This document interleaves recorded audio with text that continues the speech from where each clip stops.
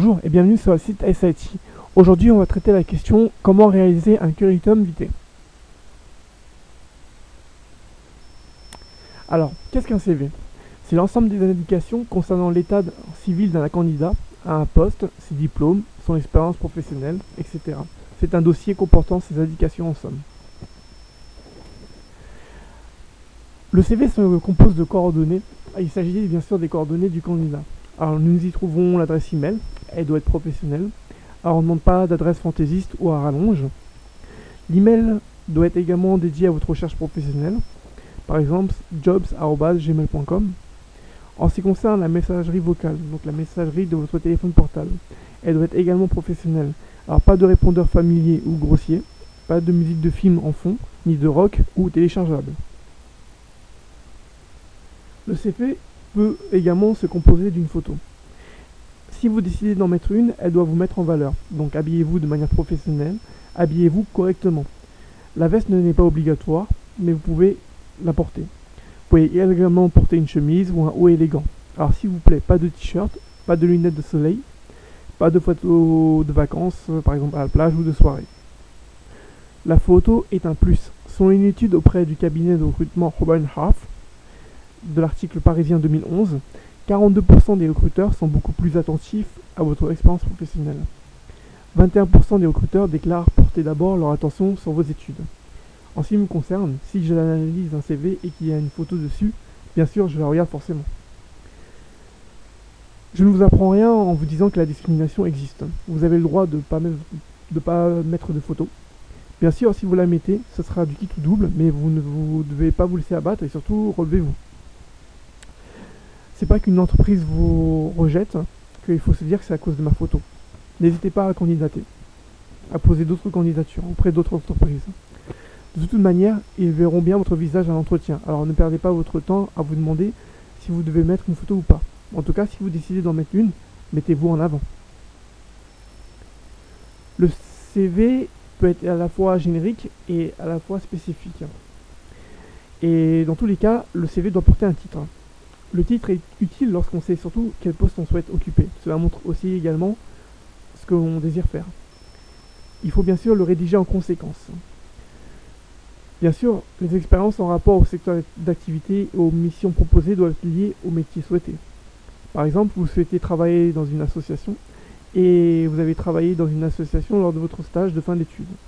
C'est bien sûr le moment de décrire et de détailler vos missions. Si vous n'avez fait que du bénévolat, n'hésitez pas à le préciser aussi, et surtout à en parler. Dans vos hobbies ou vos activités extra-professionnelles, n'hésitez pas à y ajouter toute activité liée au métier convoité. Par exemple, vous avez lu un livre ou un article sur le monde associatif, c'est le moment d'en parler et d'en discuter. Alors, pourquoi le CV spécifique est-il utile ? Il est surtout utile si on désire postuler à une offre en ligne, si l'on souhaite envoyer un CV à une entreprise appartenant à un secteur d'activité précis, par exemple l'aéronautique, l'agroalimentaire, les banques, etc. Chaque CV doit être rédigé différemment. Plus votre CV est détaillé, plus vous augmenterez vos chances d'être choisi parmi tous les candidats. Alors, faut-il un CV générique ? Il est utile lorsqu'on veut se décrire, se faire connaître des entreprises et des recruteurs. Par exemple, vous avez mis votre CV dans une candidathèque comme le site monster.fr. Ou peut-être vous avez créé un profil sur des réseaux sociaux, par exemple via Deo. Ou si tout simplement vous désirez qu'un cabinet, une entreprise ait connaissance de votre CV, vous pouvez également donc vous présenter à ces entreprises ou cabinets en leur adressant votre CV générique. Dans chaque CV figure également une rubrique compétences. Alors qu'est-ce qu'une compétence ? C'est la démonstration par un individu qui possède la capacité, c'est-à-dire les connaissances, les habiletés et les attitudes d'accomplir un acte professionnel, une activité ou une tâche conformément à une norme ou à toute autre exigence prédéterminée. Dans le site SIT, vous trouverez également un onglet concernant les compétences. Dans cet onglet, vous y trouverez beaucoup plus d'informations sur les compétences personnelles et professionnelles et surtout comment les développer et bien sûr comment les mettre en avant auprès des recruteurs. Alors, comment rédiger les compétences sur un CV ? Il y a deux méthodes. Vous pouvez les regrouper par compétence. Par exemple, vous pouvez y mettre la rubrique communication. Si vous savez créer par exemple des outils ou réaliser des supports de communication, par exemple via un PowerPoint ou le tableur Excel. Une rubrique des nouvelles technologies de l'information et des communications. Par exemple, si vous savez maîtriser le pack Office, ou seulement un seul de ces éléments, que ce soit le tableur Excel, ou également le PowerPoint. Vous pouvez également mettre d'autres logiciels, tels que celui du logiciel Sphinx en marketing. Également mettre d'autres compétences en management, qui est par exemple la capacité d'écoute et d'analyse de ses collègues, ou de travailler et surtout avoir l'esprit d'équipe. Ou tout simplement vous pouvez les lister. Donc vous pouvez donc en reprenant l'exemple précédent, capacité d'écoute et d'analyse, travail et esprit d'équipe, maîtrise du pack Office et notion du logiciel Sphinx, création d'outils et réalisation de supports de communication. En ce qui concerne les diplômes, ils doivent bien sûr être figurés sur le CV, car ils sont aussi importants que votre état civil, car ils vous définissent bien entendu. Alors commencez par mettre le diplôme le plus récent, mentionnez les dates d'obtention, les spécialisations si vous en avez fait, le nom de l'établissement et surtout où vous avez passé vos études. Par exemple, en 2007 jusqu'à 2011, j'étais à l'école supérieure de commerce de Montpellier. J'ai obtenu un Master 2 avec une spécialisation ressources humaines. Bien sûr, au-delà d'un certain nombre d'années d'expérience professionnelle ou si vous avez fait de longues études, vous pouvez enlever la ligne correspondant à l'obtention du baccalauréat et bien sûr les diplômes précédents. En ce qui concerne la rubrique des expériences professionnelles, il faut dans cette partie décrire vos missions, montrer ce que vous avez pu réaliser, quelle valeur ajoutée vous avez apporté à l'entreprise, et bien sûr donner des exemples chiffrés. Car plus votre CV sera détaillé, plus le recruteur pourra se faire une idée de ce que vous avez fait et de ce que vous pouvez apporter à son entreprise. N'hésitez pas à mettre à chaque fois, pour chaque expérience professionnelle, 2 rubriques. Ce que sont vos missions et ce que vous avez pu réaliser.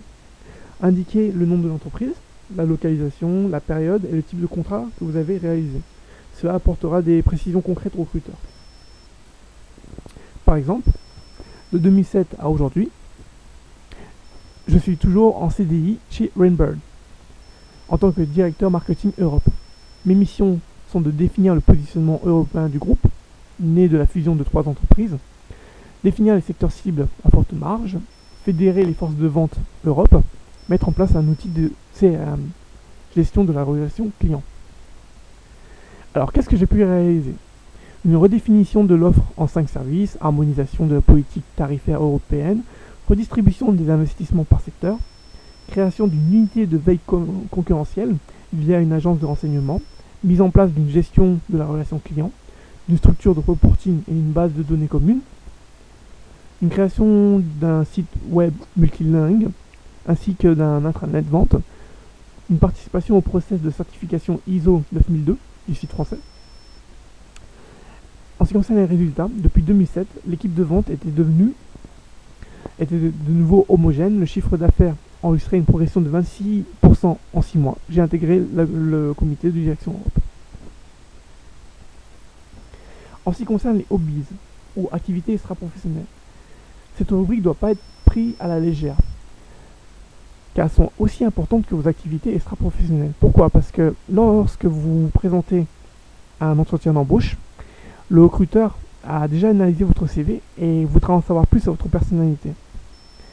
Un CV qui présente le candidat doit donc présenter les 2 fronts, c'est-à-dire professionnel et personnel. Bien sûr, il ne s'agit pas de raconter votre vie, mais d'apporter des informations complémentaires sur ce que vous pouvez effectuer lors de votre cadre de votre métier professionnel, et ce seront donc des plus qui seront apportés. Alors détaillez bien vos passions, vos intérêts, car ils sont donc comme je vous disais, des plus à votre candidature. Si vous avez exercé au sein d'une association, présentez cette expérience comme une expérience professionnelle, par rapport à ce que je vous ai dit au slide précédent. Si vous avez aimé voyager ou que vous aimez toujours voyager, précisez-le. Le recruteur verra que vous avez une certaine ouverture d'esprit. Une activité sportive régulière peut également marquer de la détermination et de la rigueur. Le dessin souligne la créativité et la flexibilité. Une passion pour le jeu d'échecs marque également la stratégie que peut avoir un candidat. Si vous effectuez des cours de langue, ou si vous avez des diplômes, ou si vous avez de bons niveaux, bien sûr, n'hésitez pas à l'indiquer. Pour préciser votre niveau de langue, je peux vous conseiller d'établir une échelle entre 0 et 5 ou des étoiles. Par exemple, vous présentez donc 5 étoiles et vous en jaunissez 3 pour dire que vous avez un bon niveau. Si vous avez obtenu un TOEFL ou un TOEIC en anglais, indiquez votre note et l'année d'obtention de votre diplôme. N'hésitez pas à utiliser surtout des mots qualitatifs si vous désirez préciser votre niveau de langue sans utiliser d'échelle. Donc les mots souvent reconnus sont notion, intermédiaire, courant, bilingue. En ce qui concerne les références, elles pourront vous être demandées par des entreprises ou des cabinets de recrutement. Préparez-vous une fiche où vous indiquerez les différents collègues ou employeurs avec qui vous avez pu travailler. Cette liste vous aidera à ne pas oublier certains noms, votre adresse, email ou numéro de téléphone. Elle peut vous servir également à constituer votre réseau. Je vous remercie et vous souhaite très bon courage.